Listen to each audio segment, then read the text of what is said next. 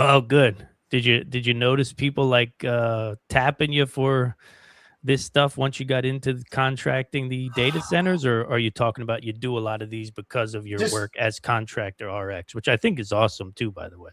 it's James. It's a combination of both, really. Before this, I built a solar company, and I was pissed because I was this close to getting the nine figures with it. I hit $75 million valuation, and I was starting to get offers and whatnot. And then, Wow. unfortunately, my manufacturing partner did a hostile takeover and took me right out. My fault. At the end of the day, I assume it's my fault. I Yeah. accept responsibility for it because I didn't see it coming, and I should have.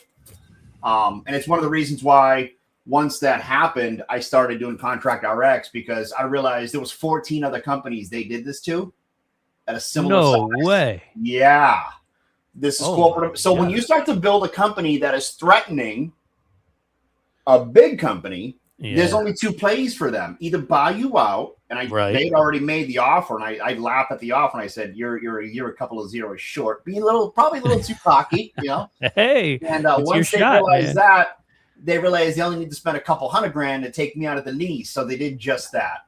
So Dang. I'll tell you this: at corporate level, the structure of America, what you learn on being on the wrong side of a hostile takeover Yeah. is an education that you can't find in books or on YouTube. I can only imagine. Yeah. Yeah, that's So something a lot of us are shielded from until we're face to face with it, right? yeah, so what I've done is I've turned that into a business, and I now work with contractors in either one of two things: either help make them grow, help build them up, Yeah. so they can get acquired, or as they're growing, help shield them from vulnerabilities that I'm now very well aware of. Yeah, I mean, I'm sure there's a lot of you're running into a lot of grateful people, man, because it's definitely wild out there. It's highly competitive. It Everybody, is. there's more entrepreneurs than ever, right? And that's a beautiful thing. But I guess to your It's a point, wonderful time. it can be a radically competitive situation too, I guess, huh? Yeah, but at the heart of it, isn't that what an entrepreneur is? A highly competitive son of a bitch that just wants to Yeah, win. right. And that No, is what makes capitalism a system that works, right?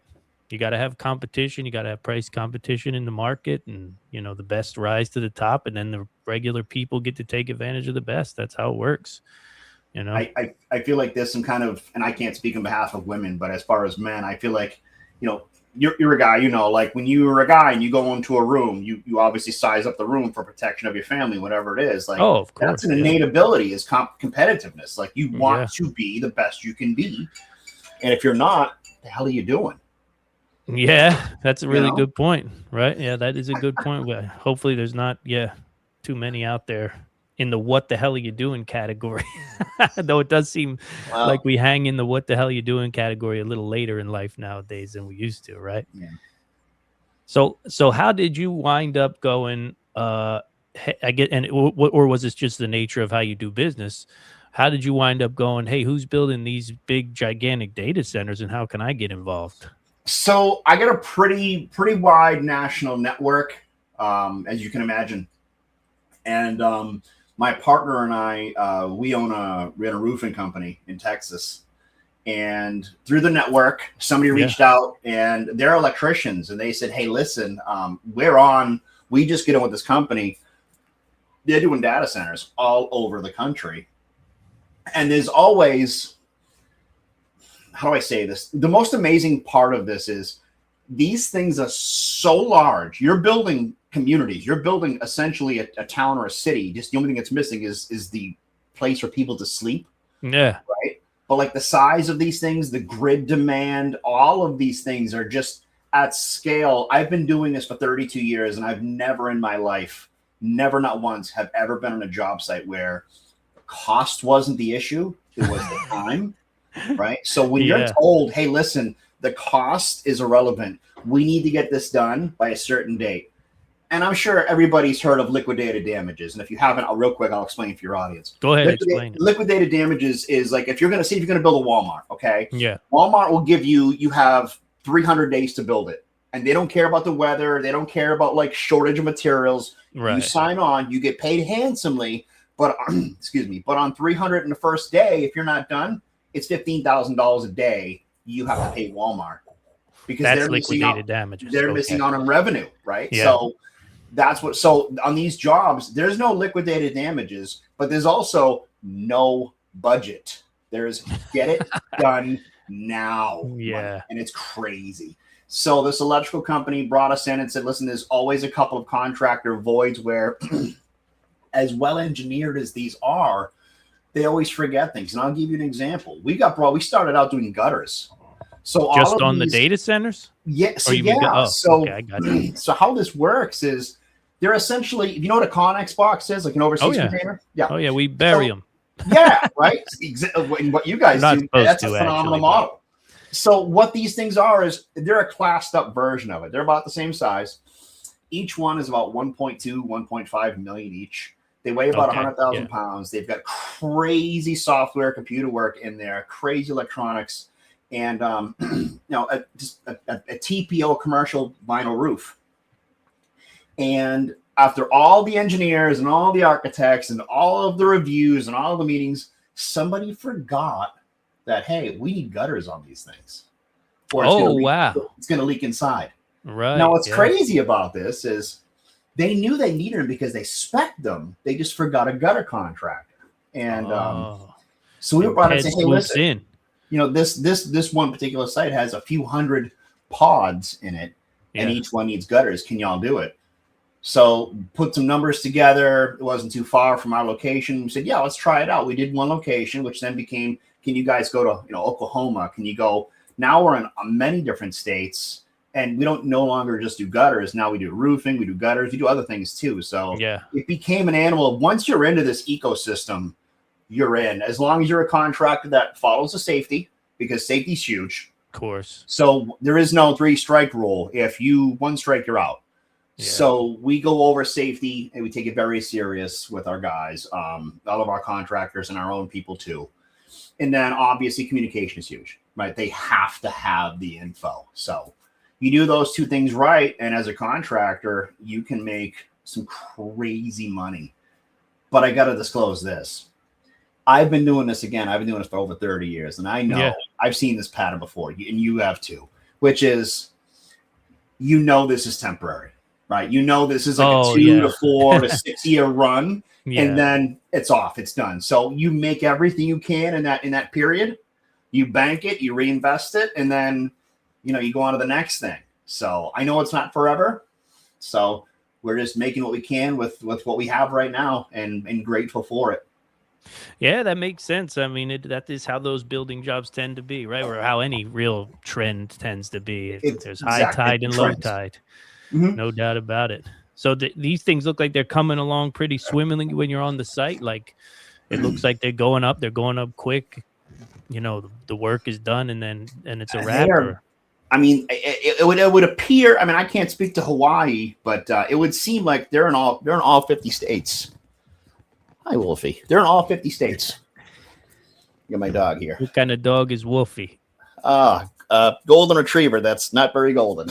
Did you you get that from Terminator 2 or no? What's the Golden Retriever? The name. That was the Connor's dog in I didn't. Terminator 2. No, that would be. Oh, actually, no. It wasn't his dog's name. It was the fake name Terminator used to trick T-1000 on the telephone when he was sounding like his mom. Remember, he said, "How's Wolfie?"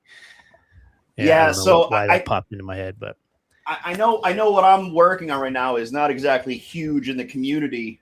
What do you mean by that? Well, the preppers, and I hate to call them preppers because my family and I, we are also we have our own homestead. We are self-reliant on food. Nice. Yeah. So I see the writing on the wall too. I'm just making the money because I know deep down, it's funny. I'll give you this. You know how much hate? Oh, I'm sure you get it like crazy. I'm sure you get it like crazy. That's why I wanted to bring you on. The thing is, because I knew that was just under the surface. You know what I mean? Listen, that's fine. But it's interesting. So many people message me, and very few of them want to actually have a discussion about it. Most of them just want to leave a comment. I'm just like, okay, whatever, And I understand that's the price of success and progress, sure. But there are a few that will reach out and say, why are you doing this? And I'm like, two things. One, every comment you leave saying, "Oh, you're killing the world," or everything else, that comment that you're leaving on that app on your cell phone is all stored on a server on these data farms. So as much as you hate me for building these things, you're Good point. literally the one that's creating the supply and demand for these That is a things. very good point. And Yeah. so isn't your Amazon order, your streaming services, like everything we do, the internet, everything runs off of these now. Oh, There for is no sure. going Yeah. back. Oh, there is definitely no going back. And the other thing, James, is we've been building these for over 20 years. Yeah, This is that's not new. wild. That's wild. I know that because we have a host who lives in the Northern Virginia area, and we've been, well, maybe 3 or 4 years ago, we were in the area of Ashburn, which is just, inundated with these things already. Yeah. But one of the big reasons I wanted to bring you on, though, was to also talk about like how many guys are working a site like this. Like how many Good American question. men are employed at a single site? Ballpark. I know you don't know all the numbers Sure. exactly, but you're So, pulling into this place going, you no, know. I actually do know. On one of my Oh, sites, it's just under 2,000 men every day. So there's three shifts. wow, It's wow, three shifts, okay? And it's 7 days a week. And when I tell you on Christmas, there's still 1,000 guys on site. that's I'm incredible. not because again, it's about the time, Yeah, we right? need it done. And the other thing I wanted to talk to previously before that was they literally told us, if you have any feelings about working on these things, we will bring in people. And it's not like they haven't done it before. They will go to other countries and bring in people and give them work visas. And these things are getting built one way or another. Oh, I see what you're saying. Yeah. So the If difference the is, Americans' conscience is too deep, then they'll just get visa people to come in and build listen, many you of them. I might as see. well give the money to American taxpayers, the American contractors, right? I mean, Yeah. at least we're reinvesting the money back. We're buying, what are we buying? We're buying Harley Davidsons with them. We're buying pickup trucks with them. Oh Right? We're yeah. buying clothes here. We're putting the money back in our kids' college accounts. Like we're reinvesting it here. Whereas if you bring in people from another country to build these data centers, what do? They send the money home. Definitely. Well, that is kind of the gray area that I never thought about until I saw your Instagram channel, which was, and I didn't know it was 2000. But you know, where do those guys go work? You know what I mean? Where do they get the money to put the food on the table if they're not doing this job? So it's just a reminder to everybody out there watching, like it's not always black and white, man. It's It it's isn't. And I'll be honest with you, man. If I can disclose this, like, we all know what's happening and we all know in 10 years like where this is going, but like the truth is, like, if you sit down as a reasonable man and have a cigar and you think, okay, we're all just going to pick at this and we're not going to build it. Okay, let's be completely honest, they're spending trillions of trillions. Yeah, dollars on these. I'm sorry, but a bunch of us outside holding some signs is not going to make this go away. clearly. Not to mention we're Right. behind the eight ball anyway. To your point. It's coming. Like Yeah. there is nothing you and I, John the common man, can do about. Hi, baby. I can do about this. It's just Yeah. Well, it's like here. like they Really, it's not literally even told coming. us. It's here. They literally told us we will bring in people from another place if we must. Wow. Yeah. Imagine being and told how do that. you Like stop now, that? it's like, all right, go back to work. Oh, for sure. Yeah. Yeah. No doubt Crazy. about it. Yeah, it is. It is kind of crazy, and it's also not that crazy, right? It's new technology. It's the railroad. It's the oil industry. It's just our version of it. It Which was really is. a very similar thing, right? They brought in the Chinese to help with the railroads, and it's real similar. It's real similar. And I This guess one of the things that we always worry about is just purely the nefarious and the terrible things that could come of it. And I'm sure there'll be plenty. But and there's also been good to come from it too. You can't argue that. You there know. is going to be some good, but you're right. I am concerned about, because it does seem, and I hate to be this way, but again, like I'm a father of four and a husband. Like it's my job to look down the road Oh and yeah. protect and provide. So like I'm always concerned because I do understand like the surveillance state is coming, but I also understand, like, again, we've had the Patriot Act for 25 years. So the people who are pissed about losing their privacy, and it's like, dude, we've never had it. Yeah. A You're, lot of you're, generations never even knew what it was like before the Patriot Act. Good point. So we have, like, for 25 years, the government has been legally allowed to circumvent the Constitution and record us, watch us, keep tabs on us, catalog us, and do everything they want. And, like, if you don't like it, there's the door kind of attitude. And I don't agree with it, because I am I'm gonna get too political here, but, like, I always vote for smaller government. I'll just say it that way. Like, The way to go. my wife and I both carry a gun every day. Like, we believe in America being a stay out of my business, I will police my own self kind of situation. I am all for that every day. Definitely. Again, only too political. I'm a red guy living in a blue state of Massachusetts. So many of us.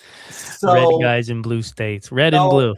I mean, so that's the thing. If you look at Mass, the western half of it, which is not a lot of population out here, we're almost all red out here. It's like a I'm different sure. state. Yeah, it's just population density of Boston that keeps you. Yeah. Yeah. It's like a lot of states, same boat. The metro area dictates a state. Yeah. Yeah. That's an ugly thing. But, the other thing, though, about it all is, right, we have had the ability in the past, and I think we'll have the ability in the future to navigate society slowly away from our mistakes. You know what I mean? Like, we're making mistakes with surveillance right now, of course.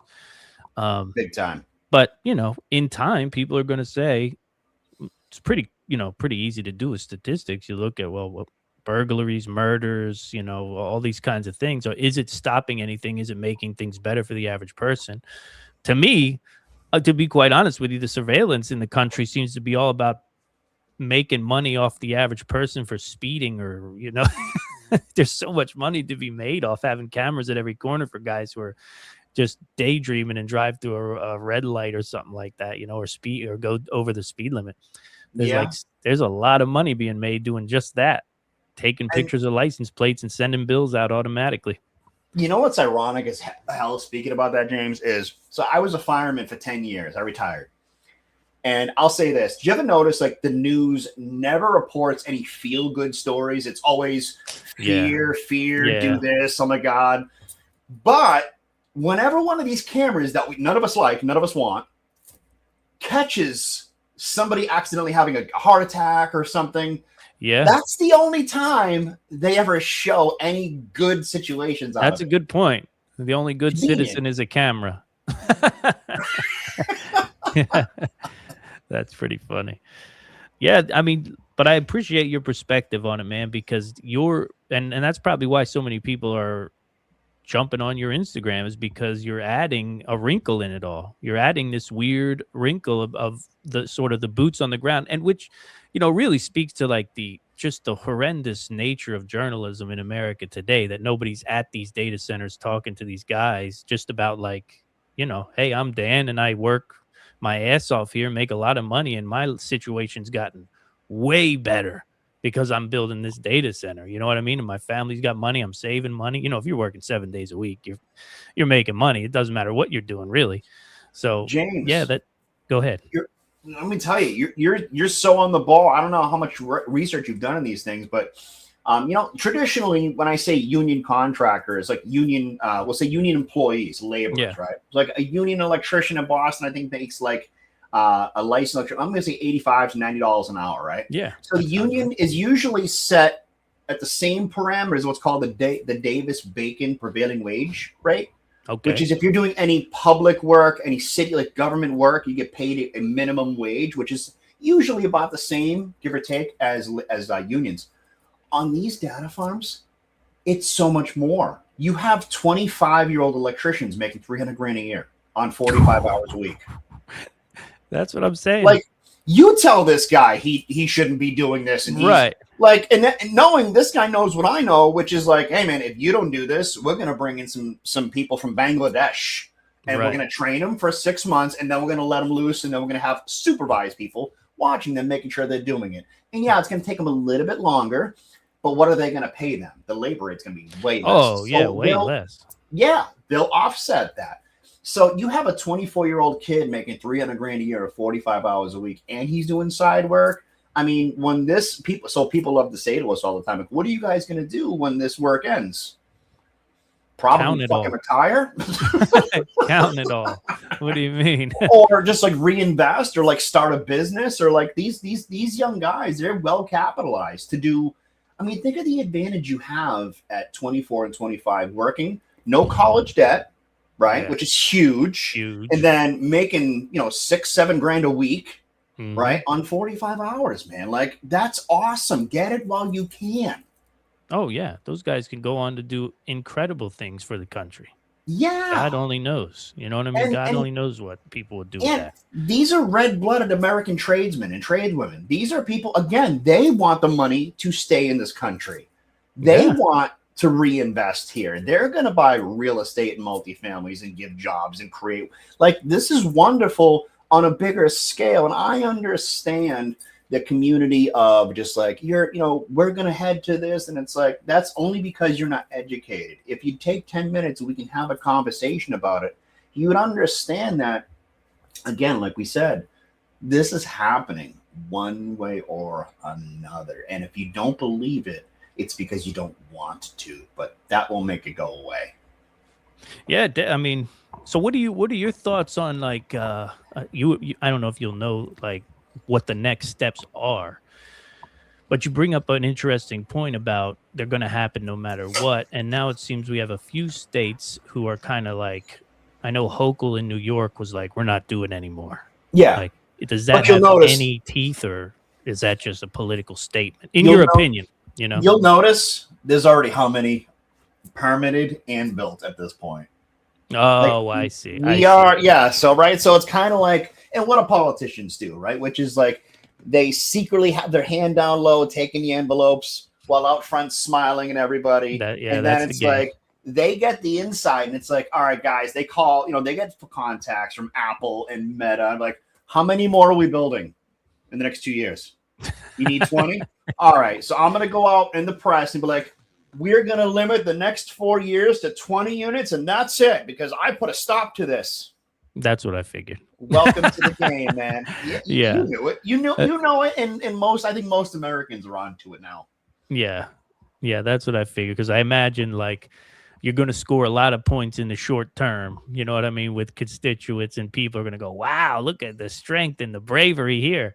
And Amen, then, brother. Listen, it's all about getting elected next cycle, right? that is what it has come down to. Unfortunately, that is what it's all about. It's not about Yeah. representing the people anymore. Yep. So how do we get Teds and guys making 300 grand a year at 25 to, at some point in their life, kick these lifetime politicians out and you guys run things? So I have this theory, and I'm not alone. And I know I think a lot of your audience, if I'm guessing, I'm reading the demographic right. I think you got them pretty. If you have one political party that believes in pushing drag queens and pansexuals and same-sex marriages, yeah, mathematically over time, that party will have to shrink, right? Yeah, we've talked about that before, right? Yeah. So no kids equals no party after a certain amount of time. Yeah, like I'm listen, I think the older I get, the more successful I become, the more patient I become good. also. That's a good thing. And so the more I understand that the math doesn't math for one side's outlook, which is why I think they've been trying to do the whole bring in people from outside, which is now being quashed. Sense. Yeah. So once that's quashed, I feel like over cycles we'll come back around to where we should be. Yeah, I hope so. I hope so. I mean, to your point, that's inevitable. I mean, the math works, right? Yeah, so that's inevitable. But then again, who knows? Who knows what we'll be able to, how we'll be able to reproduce in another 10, 20 years. That's a good point too, right? My goodness. But with all that said, I want to say this because very few people give me the space to go on and explain this. Yeah. And again, I am either followed because of this from the blue collar contractor community. Sure. Or it's everybody outside of it thinks I am literally the devil. Yeah, you're the devil himself. Of course. I can see it. I could see it in your comment section.